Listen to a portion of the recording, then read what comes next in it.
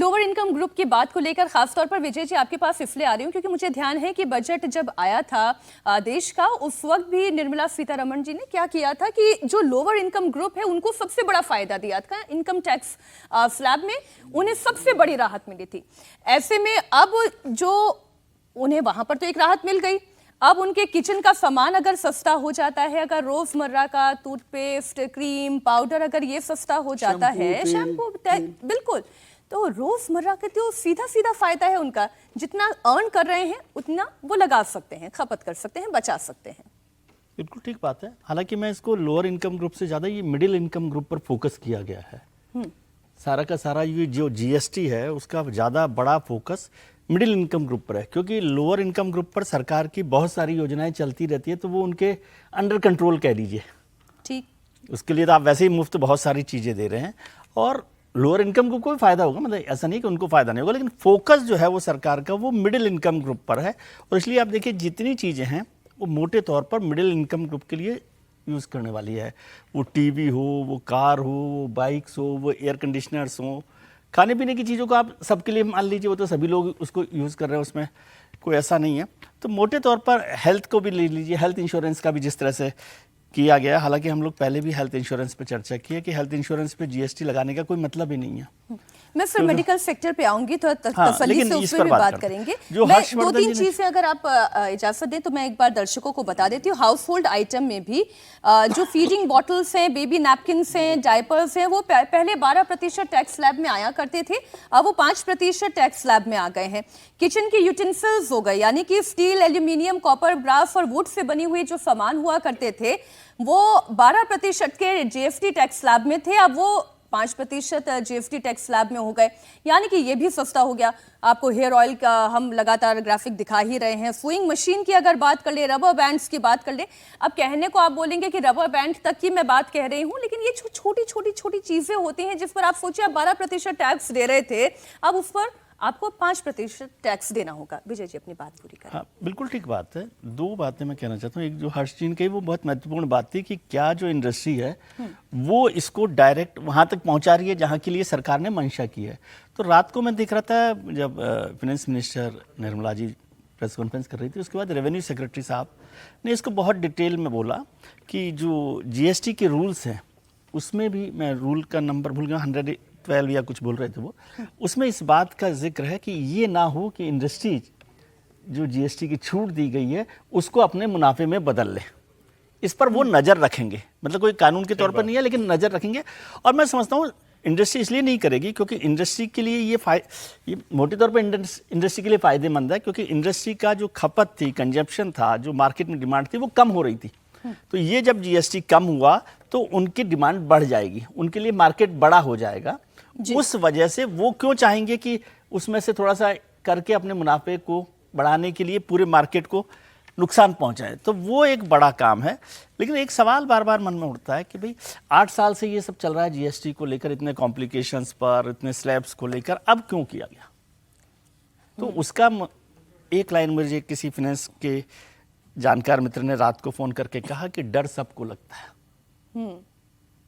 ठीक है, तो आपदा को अवसर में बदलने का जो प्रधानमंत्री जी का एक स्लोगन होता है उसको इस्तेमाल करते हुए ये किया गया। और प्रधानमंत्री ने जब 15 अगस्त को ऐलान किया था तो लग ही रहा था कि बहुत जल्दी हो जाएगा, एक बेहतर काम हुआ है और ये दोनों के लिए फ़ायदेमंद है, इंडस्ट्रीज़ के लिए भी फ़ायदेमंद है और जो कंज्यूमर है उसके लिए भी फायदेमंद है, दोनों के लिए। ये केवल कंज्यूमर एक शब्द और जोड़ देती हूँ, ये सरकार के लिए भी तो विनोद जी फायदेमंद है। क्यों? क्योंकि मोदी सरकार पर आप भ्रष्टाचार का आरोप लगा नहीं पा रहे हैं। जहां तक इंटरनल और एक्सटर्नल सिक्योरिटी की बात है वहां पर भी कोई सवाल जो है चिपक नहीं रहा है सरकार के साथ। एक दो सवाल ऐसे हैं जो लगातार उठते रहे इस सरकार के खिलाफ कि आपने बेरोजगारी और जो लगातार बढ़ती हुई महंगाई है उससे निपटने के लिए आपने क्या किया। तो क्या ये कहा जा सकता है कि ये जो कदम सरकार ने उठाया है महंगाई को कम करेगा, पॉकेट फ्रेंडली होने लग गया है बाजार आम उपभोक्ता के लिए, चाहे वो लोअर इनकम ग्रुप हो, मिडिल इनकम ग्रुप हो? इसमें मैं थोड़ा सा किसानों को और जोड़ते हुए अपनी बात को आगे बढ़ाती हूँ। जो फार्मर इरिगेशन सेक्टर में जो जीएसटी है विनोद जी, अब मैं ट्रैक्टर्स की बात करती हूँ, एक्सेप्ट रोड ट्रैक्टर्स जो सेमी ट्रेलर से engine capacity more than 1800 CC, तो जो ट्रैक्टर्स है उसमें जो पहले 12% टैक्स था वो अब घटकर 5% कर दिया गया है। ट्रैक्टर के जो टायर है या टायर ट्यूब्स हैं उन पर 18% टैक्स लगा करता था, वो 5% हो गया है। ब्रेक हो गए, गियर बॉक्स हो गए, क्लच हो गया, व्हील्स हो गया, यानी कि आप ट्रैक्टर के जितने भी पार्ट्स की बात करें उस पर भी जीएसटी घटाकर 18 से सीधा 5% कर दिया गया है। फिर चाहे स्प्रिंकलर हो, हैंड पंप हो, कंपोजिटिंग मशीन हो, पोल्ट्री बी कीपिंग मशीनरी हो, ये सब सस्ते हो गए हैं। नहीं, निश्चित रूप से देखिए, पहली बात तो ये है कि आपने कहा कि सरकार के भी लाभदायक है, सरकार के लिए भी। तो कोई भी सरकार जो होती है चुनी हुई, वो अपने नागरिकों का ध्यान रखती है, उसकी जिम्मेदारी, उसका कर्तव्य है।